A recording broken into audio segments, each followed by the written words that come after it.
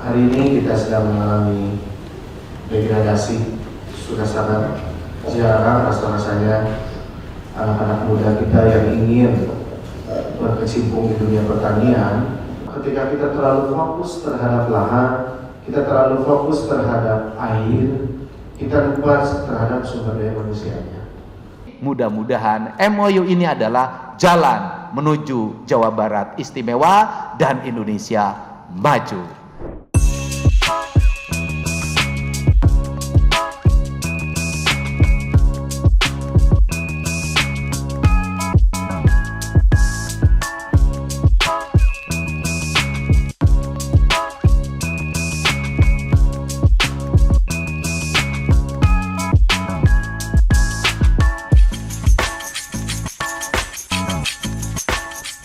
Nah, ini diantaranya Pak, bisa Bapak lihat produk-produk dari pastor yang sebelah kanan ini pastor nanas Pak. Selain dari budidaya, mereka juga membuat keripik nanas, ada yang beternak puyuh, kemudian bukan Pak, yang lain Pak. Ini yang lainnya juga, alhamdulillah tadi selain pisang, kemudian yang lainnya. Kemudian juga Pak sebelah sini ini sayuran-sayuran dan buah-buahan. Mangga golek ini ada di Kecamatan Compreng Pak. Ini jamurnya. Kemudian sayuran-sayuran ini tentu saja di daerah atas Pak. Petani milenial kita giring untuk mendapatkan pengetahuan tentang ada bantuan modalnya, kemudian pelatihannya semua kita sampaikan di program ini. Itu barangkali Pak, terima kasih. Silakan.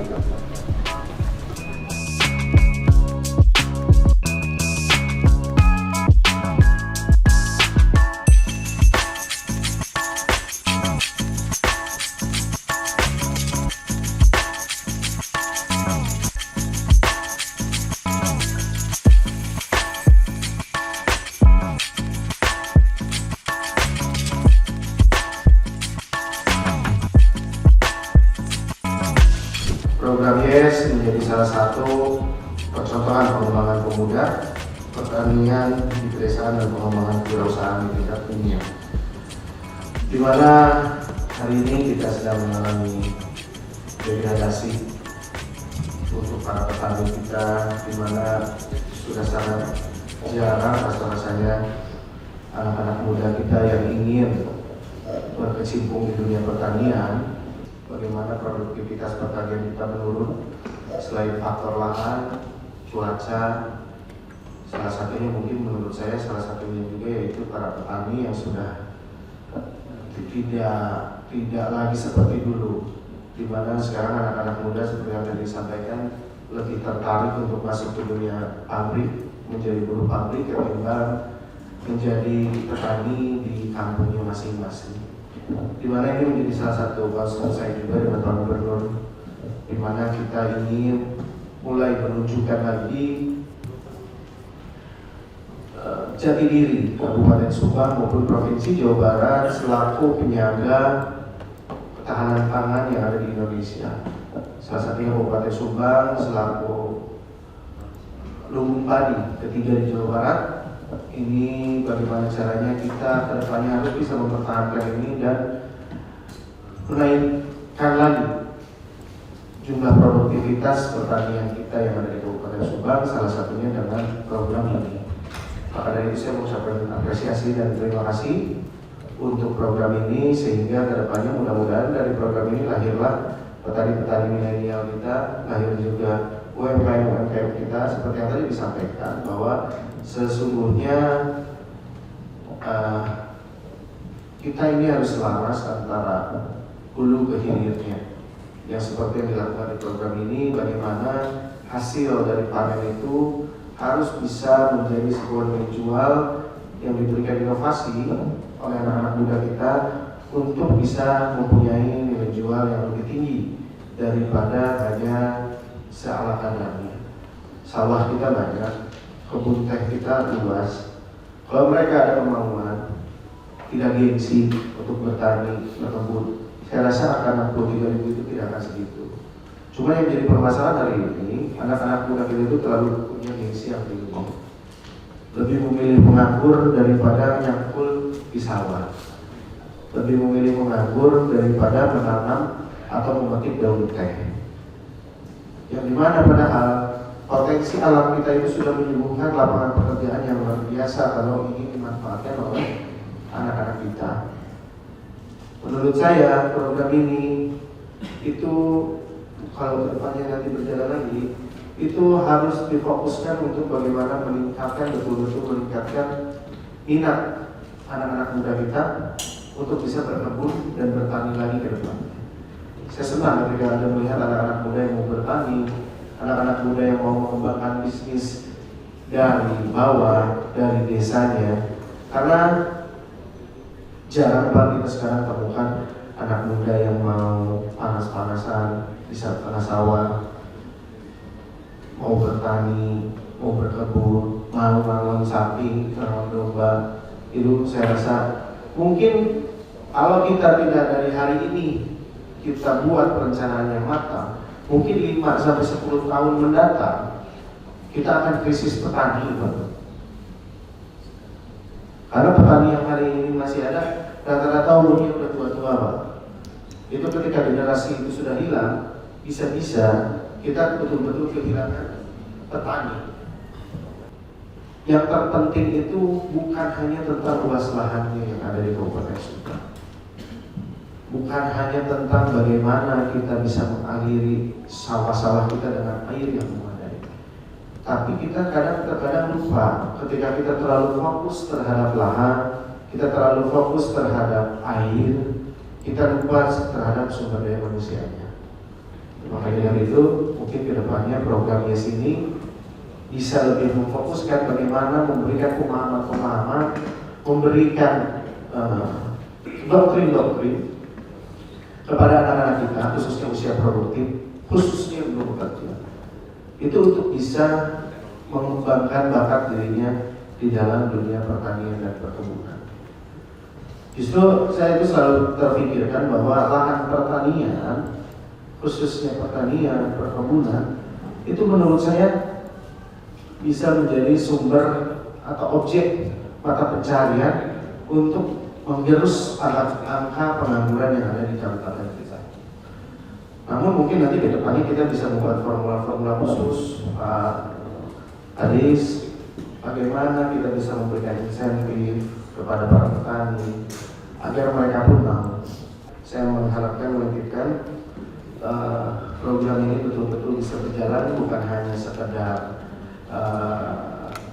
dalam proyeknya saja, tapi memang bisa real seterusnya pun menjadi sebuah instrumen untuk pengembangan dalam dunia pertanian kita, untuk juga kita bisa membuat gebrakan-gebrakan ke depannya bagaimana UMKM itu bisa selaras juga, UMKM kita juga bisa maju sehingga Kabupaten Subang kita ini bisa menjadi kabupaten yang saya ingin kabupaten kita ini kabupaten yang bisa memiliki beraneka ragam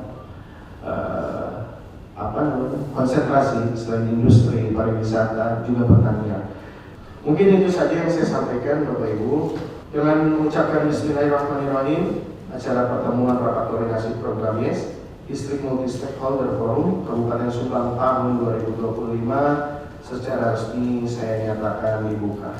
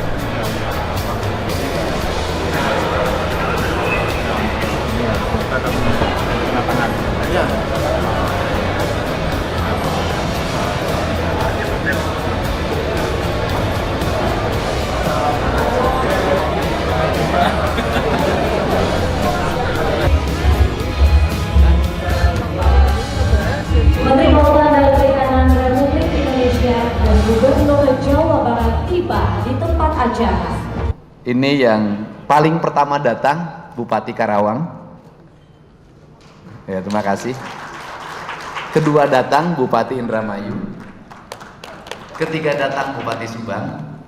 Yang terakhir datang Raja Bongkar, Bupati Bekasi. Saya ucapkan terima kasih. Laut itu adalah kekayaan alam Indonesia yang paling besar. Tetapi sampai hari ini fokus berpikir kita masih di darat, masih berebut cari rezeki di darat, dan hampir melepaskan laut yang luas. Di hulu kita tidak menghargai sungai. Rumah-rumah membelakangi sungai, membuang limbah rumah tangga ke sungai, membuang limbah industri ke sungai, dan pada akhirnya bermuara ke laut. Problematika di darat akan menimbulkan kekacauan di laut. Perspektif itulah yang mendorong kami untuk terus-menerus melakukan pembenahan, membongkar kembali bangunan-bangunan di bantaran sungai di seluruh provinsi Jawa Barat, menanami pohon kelapa, dan kedepannya akan dijaga oleh satuan marinir. Ini adalah cara untuk mengembalikan kembali kejayaan tanah kita dan kejayaan laut kita. Problematika ini harus diselesaikan, dan saya mentargetkan dalam 2 tahun di Jawa Barat tidak ada lagi bangunan liar di sungai, tidak ada lagi sertifikat tanah di daerah sungai, tidak ada lagi pendangkalan muara. Hari ini rakyat Jawa Barat, khususnya di Kabupaten Bekasi, di Kabupaten Karawang, di Kabupaten Subang, dan di Kabupaten Indramayu memiliki secercah harapan. Garis pantai yang selama ini abrasi, terutama di Pakis Jaya, nanti harus ada recovery dari Kementerian Kelautan, itu akan berubah menjadi areal budidaya.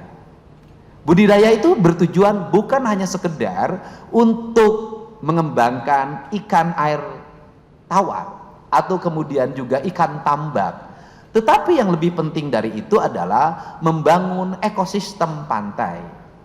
Ekosistem pantai itu terdiri dari mangrove, kemudian muara pantai yang terurus, sistem budidaya yang memiliki basic ekologi, kemudian orang yang mengelolanya didasarkan pada kebutuhan akan pakan ternak yang memiliki efek lingkungan yang membangun ekosistem perairan, kemudian anak-anak muda yang dididik secara baik bagaimana mengembangkan budidaya yang berdasarkan hitungannya tadi hampir 120.000 tenaga kerja, ditunjang oleh sistem transportasi laut dan transportasi darat yang terkoneksi, jaringan informasi yang terkoneksi, sarana pendidikan yang saya tekankan tadi, sekolah-sekolah kelautan atau SMA yang memiliki kelas khusus kelautan yang harus dibangun di daerah-daerah pantai, rumah sakit nelayan, baik rumah sakit di pantai, di daratan, atau Pemda Provinsi Jawa Barat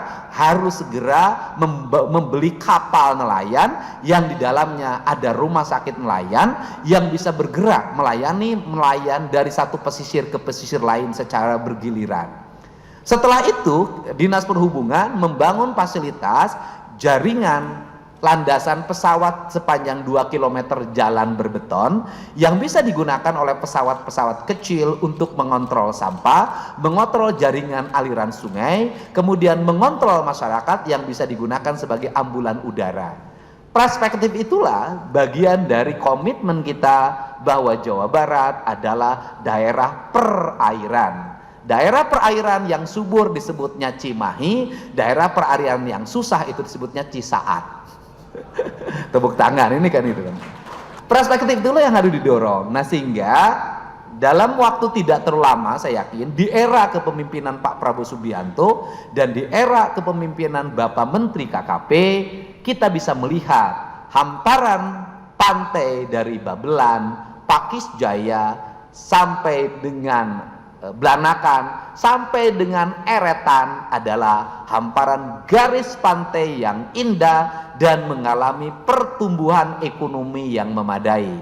Hari ini kemakmuran rakyat Jawa Barat terbantu dengan kebijakan Presiden Bapak Prabowo Subianto dan dilaksanakan secara teknis oleh Bapak Menteri. Setelah itu, apa yang harus disiapkan oleh Dinas Kelautan dan Dinas Perumahan Pemukiman adalah menyelesaikan seluruh perumahan pemukiman nelayan, baik di garis pantai utara maupun selatan, sehingga tidak ada lagi perumahan kumuh di Jawa Barat yang berada di garis pantai.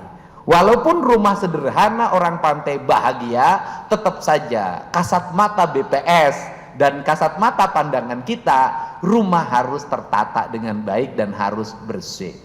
Selain itu, nanti saya mengajak pada bersama-sama dengan Pak Menteri, satu, membenahi keramba di Jatiluhur, Cirata, dan Saguling, membenahi eceng gondok yang sudah tingkatnya mencemaskan, merecovery lingkungan sehingga tidak terjadi sedimentasi dan pencemaran merkuri yang tumbuh akibat peternakan yang terlalu berlebihan. Yang kedua, merecovery daerah laut pantai Palabuhan Ratu sehingga menjadi tertata, dan saya meyakini kalau seluruh garis pantai Jawa Barat tertata, sungai-sungainya bersih, sedimentasinya terselesaikan, kemudian garis-garis sepadan sungainya berjejer nyiur, pantai-pantainya melambai nyiur, dan mangrove, saya yakin Gemah Ripah Repeh Rapi akan segera terwujud. Indonesia maju akan menjadi kenyataan. Untuk itu saya mengucapkan terima kasih. Mudah-mudahan MOU ini adalah jalan menuju Jawa Barat istimewa dan Indonesia maju. Penandatanganan nota kesepakatan antara Kementerian Kelautan dan Perikanan dengan pemerintah Provinsi Jawa Barat.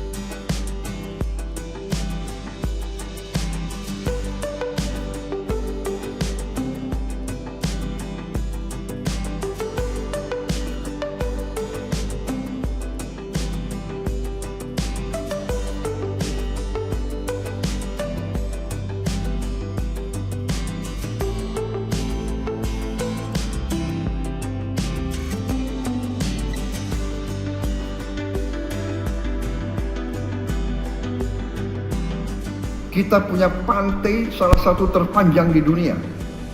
Kita punya pulau-pulau banyak dan pulau-pulau besar. Kita rencananya segera akan kita mulai tahun ini di pantai utara Jawa, 20.000 hektar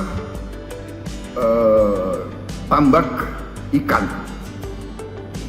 1 hektar akan menyerap 2 sampai 3 pekerja. 20.000 artinya minimal 40.000 orang bekerja. Itu hanya 20.000 hektar. Rencana kita sampai dengan 40.000 hektar. Kita akan mulai dalam waktu dekat segera. 40.000 hektar. Itu di pantai utara Jawa. Di luar Jawa segera akan dibuka di Waingapu. Di NTT Waingapu 2.000 hektar. Sudah siap semua, finance semua siap dan sebagainya, dari mana-mana sudah diupayakan oleh Menteri KKP. Saya kira Menteri Keuangan juga segera akan keluarkan sudah ya. Oh, terima kasih Menteri Keuangan. Jadi sudah siap ya Waingapu. Jadi saudara-saudara, kita akan buka lapangan kerja baru. Sehat Pak Haji. Kata Bang yang nonton. Salam-salam buat keluarga Subang dan masyarakat Subang, beruntung punya Bupati Bapak Rey. Semangat.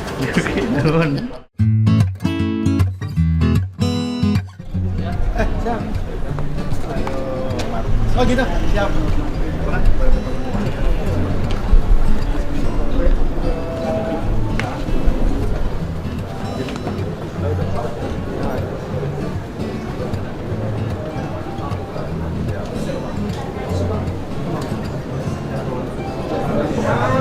Ada BP gue kayak gue bagusan terus bang suruh kata masih di sini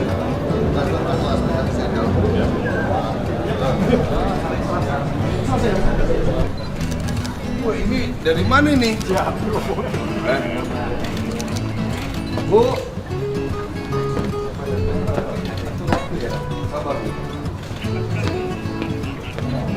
ya.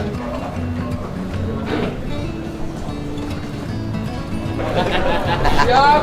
Ya. Rekan kolonel. Lalu sama apa tapi enggak buka.